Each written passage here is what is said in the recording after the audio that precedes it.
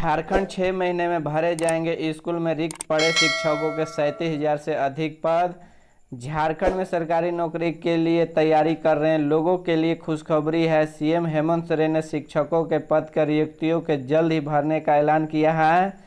सोमवार को रांची में आयोजित स्वतंत्रता दिवस समारोह में राष्ट्रीय ध्वज फहराने के बाद लोगों को संबोधित करते हुए सीएम हेमंत सोरेन ने कहा कि राज्य के सरकारी स्कूल शिक्षकों और प्रयोगशाला सहायक समेत अन्य 37,000 से अधिक पद रिक्त हैं। पदों के 6 महीने में नियुक्ति प्रक्रिया पूर्ण करने का प्रयास होगा। सीएम ने कहा कि इसके लिए कार्यक्रम प्रारंभ कर दिया गया है। हेमंत सोरेन ने कहा कि बिजली क्षेत्र में निरंतर सुधार के साथ ही राज्य के शहरी क्षेत्रों को हरा भरा बनाने रखने के लिए एक पेड़ लगाने पर 5 यूनिट बिजली मुफ्त उपलब्ध कराने की योजना पर कार्य किया जा रहा है।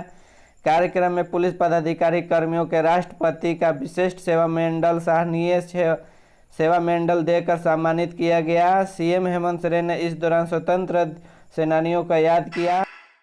पुलिस को मिली बड़ी सफलता, एटीएम कार्ड बदलकर अवैध निकासी मामले में गिरोह के 2 आरोपी अरेस्ट। जमशेदपुर बड़ी खबर जमशेद से, जहां आजाद नगर पुलिस ने एटीएम कार्ड बदलकर अवैध निकासी करने के मामले में गिरोह के 2 सदस्यों को गिरफ्तार कर लिया है। पुलिस ने 70 एटीएम कार्ड ठगी के रुपए में खरीदी गई एक कार, एक फोन और 9500 रुपये नगद के अलावा अन्य सामान बरामद किया है। गिरफ्तार किए गए आरोपियों के बिहार के गया जिले के सिविल लाइन थाना निवासी सुधाकर कुमार और प्रया थाना क्षेत्र निवासी पवन कुमार शामिल है। पुलिस ने इनकी निशानदेही के अलग अलग बैंकों के 70 एटीएम कार्ड ठगी है, रुपए में खरीदी गई एक कार, फोन और 9500 रुपये नगद के अलावा अन्य सामान जब्त किया है। मुख्यमंत्री हेमंत सोरेन ने अमिताभ चौधरी को निधन पर उनके आवास जाकर श्रद्धांजलि दी। सीबीसीआई के पूर्व उपाध्यक्ष, पूर्व सचिव और झारखंड क्रिकेट एसोसिएशन के पूर्व में अध्यक्ष रहे।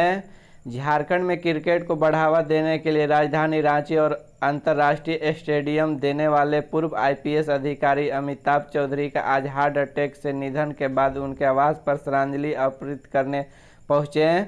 मुख्यमंत्री हेमंत सोरेन ने कहा कि अमिताभ चौधरी जी एक जिंदा दिल व्यक्ति थे।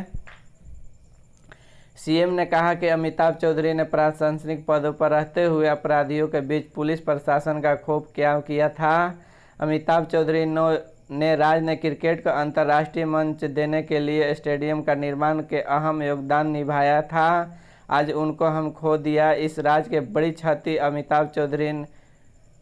अमिताभ चौधरी ने निधन के बाद झारखंड में शोक के लहर। अमिताभ चौधरी के शुभ चिंतक लगातार उनके आवास पहुंचकर बता दें कि वित्त एवं खाद्य आपूर्ति मंत्री रामेश्वर उरांव अमिताभ चौधरी ने आवास पहुंचकर मीडिया को बातचीत के दौरान कहा कि झारखंड के लिए अपूर्ण क्षति है।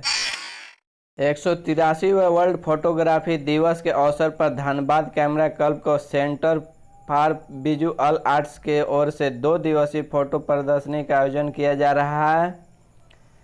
यह प्रदर्शनी खान सुरक्षा महानिदेशालय डीजीएमएस परिसर में 18-19 अगस्त को लगेगी। वैसे कोई इस प्रदर्शनी का theme therapy of minds and beauty of Zanskar का वैली रखी गई है। बावजूद कई अन्य विषयों पर फोटो का प्रदर्शन होगा। धनबाद कैमरा क्लब के मुकेश श्रीवास्तव ने बताया कि कार्यक्रम के मुख्य अतिथि डीजीएमएस के डीजी प्रभात कुमार होंगे। अतिथियों के लखनऊ के अनिल श्रीला सिंह ने उत्तराखंड का धीरज कपूर शामिल रहेंगे। 18 अगस्त को दोपहर 12 बजे से पीछे दिनों का आयोजित फोटोग्राफी प्रतियोगिता के विजेता के नामों पर घोषणा की जाएगी। डीजीएमएस परिसर में शेष सभी एंट्री का परिणाम के घोषणा होगी। शाम 6 बजे से फोटो चार्ज का सशस्त्र आयोजन होगा। धनबाद में कोरोना टीकाकरण की दर के भारी गिरावट आई है। दरअसल पिछले 2 दिनों से धनबाद में वैक्सीन की कमी चल रही है। अब इस कमी को देखते हुए लगभग 50 टीकाकरण केंद्रों पर अस्थायी रूप से बंद कराना पड़ा है। इन इलाकों में रहने वाले लोगों का अब सदर अस्पताल आईएसएम में शॉपिंग कॉम्प्लेक्स अथवा सही निर्मल महतो मेडिकल कॉलेज एवं अस्पताल के पीजी ब्लॉक के आकर टीका लगवाने पड़ रहा है। यहाँ भी फिलहाल वैक्सीन को ही डोज लगाई जा रही है। कोविशील्ड की कमी लगातार जिले में बनी हुई है। विभागीय आंकड़े के मामले में तो धनबाद में अभी तक कुल 16.97 लाख लोगों के टीके के पहली डोज लगाई गई है, जबकि 12.01 लाख लोगों ने वैक्सीन के दूसरी डोज लगवाई है। जिला टीकाकरण पदाधिकारी डॉक्टर संजीव कुमार ने बताया कि वैक्सीन की कमी होने की वजह से कई टीकाकरण केंद्रों पर फिलहाल अस्थायी रूप से बंद कर दिया गया है। जब टीके की आपूर्ति होगी तो इन केंद्रों टीकाकरण की सुविधा फिर बहाल कर दी जाएगी। दूसरी ओर से मुख्यालय ओर से लगातार टीकाकरण की दर बढ़ाने का निर्देश दिया जा रहा है। झारखंड के रामगढ़ जिले में दर्दनाक हादसे की खबर आमने सामने आई है। रामगढ़ के छोटा नाग गांव के जाने वाली सड़क पर एक मालगाड़ी ने ऑटो को टक्कर मार दी। टक्कर इतनी जबरदस्त थी कि ऑटो करीब 30 फीट तक घसीटता रहा। हादसे में ऑटो चालक की जान चली गई। जानकारी के अनुसार जिले रेलवे फाटक के पास यहां हादसा हुआ। वही क्रॉसिंग पर फाटक नहीं, इसके कारण के ऑटो चालक नहीं समझा सका। हादसा हुआ बरकाखाना से मुरी के लिए निकली थी। इस मालगाड़ी के इंजन ने सड़क पर कर रहे टक्कर मार दिया। टक्कर के बाद मालगाड़ी ऑटो ड्राइवर को अपने साथ घसीटते हुए ले गई। हादसे के घटनास्थल पर ही ऑटो चालक की मौत हो गई। झारखंड पुलिस के डीजीपी नीरज सिन्हा ने 15 अगस्त को ध्वजारोहण के बाद रांची पुलिस मुख्यालय में पुलिस कर्मियों के संबोधित किया। इस दौरान उन्होंने झारखंड में पुलिस द्वारा किए गए कार्रवाई और उसके परिणाम पर चर्चा की। उन्होंने बताया कि झारखंड पुलिस का नक्सलियों के खिलाफ चलाया जा रहा अभियान कितना प्रभावी है कि उन्होंने कहा कि राज्य में पिछले 3 वर्ष में नक्सल विरोधी अभियानों के दौरान 1526 नक्सलियों को गिरफ्तार किया गया है। उन्हें विभिन्न मुठभेड़ों में कम से कम 51 नक्सली मारे गए हैं।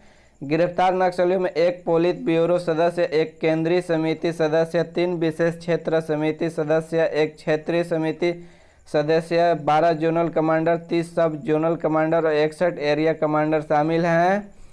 भारी मात्रा में हथियार के साथ 159 लाख रुपए जब्त किए गए हैं। सिन्हा ने कहा कि नक्सलियों के पास भी भारी मात्रा में हथियार और गोला बारूद नक्सलियों द्वारा वसूले गए। लगभग 159 लाख रुपए जब्त किए गए हैं। डीजीपी ने कहा कि बताया कि बरामद किए हथियारों के गोला बारूद 136 पुलिस हथियार, 40 नियमित हथियार। झारखंड के लातेहार जिले के पलामू टाइगर रिजर्व के गारू पूर्वी वन क्षेत्र अंतर्गत फुलहर जंगल में एक जंगली हाथी की मौत हो गई है। हाथी के शव के बदबू आ रही है। बताया जा रहा है कि हाथी की मौत करीब 10 दिनों पहले हुई है।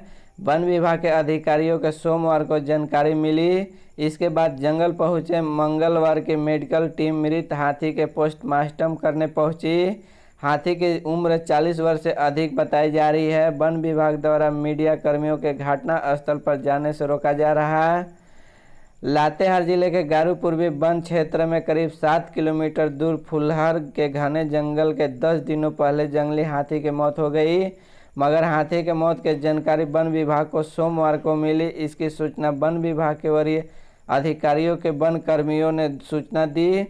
मिलने के बाद अधीक्षक मुकेश कुमार स्थल पर पहुंचे और स्थिति का जायजा लिया, लेकिन हाथी के मौत की वजह से स्पष्ट नहीं हो पा रही है। मंगलवार को मेडिकल टीम मृत हाथी के पोस्टमार्टम करने पहुंची। हाथी की उम्र 40 वर्ष से अधिक बताई जा रही है।